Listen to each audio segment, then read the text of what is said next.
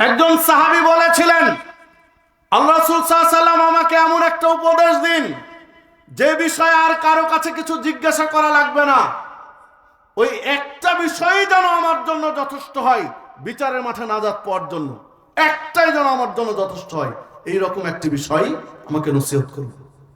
কঠিন একটা প্রশ্ন, তাই না? কয়টা বিষয় জানতে চেয়েছেন? একটা। আর বলেছেন কি যে এই বিষয়ে যেন আর কোথাও কাউকে জিজ্ঞাসা করতে না হয়। তারপরে বলেছেন কি, এটাই যেন আমার জন্য যথেষ্ট হয়। এক কথায় এক বাক্যে এক কথায় উত্তর চেয়েছেন। ভারী মুশকিল না? ওটা তো আমাদেরও জানা দরকার, না কি বলেন? আমাদেরও তো জান্নাত দরকার।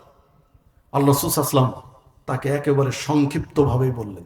উনি যেমন চেয়েছিলেন ঠিক তেমনই বললেন। কুল, তুমি বলো। সবাই বলেন আমানতু বিল্লাহ। আল্লাহ রাসূল সাল্লাল্লাহু আলাইহি ওয়াসাল্লাম বলছেন, কুল, তুমি বলো আমানতু বিল্লাহ, আমি আল্লাহর উপরে ঈমান আনলাম। ফাস্তাকিম, তুমি যা বললে এই কথাটার উপরে টিকে থাকো। আর কিছু বলেন না। তুমি বলো আমানতু বিল্লাহ, আমি আল্লাহর উপরে ঈমান আনলাম। ফাস্তাকিম, এরপরে এর উপরে টিকে থাকো, শুধু ঈমানের উপরে টিকে থাকো। ঝড় ঝাপটা, বিপদ আপদ মুসিবত যা কিছু আসুক আর যাই হোক, তোমার ঈমান যেন হারিয়ে না যায়। ঈমানটার উপরে টিকে থাকো, তুমি জান্নাতে যাবে। বাস্তব তাই।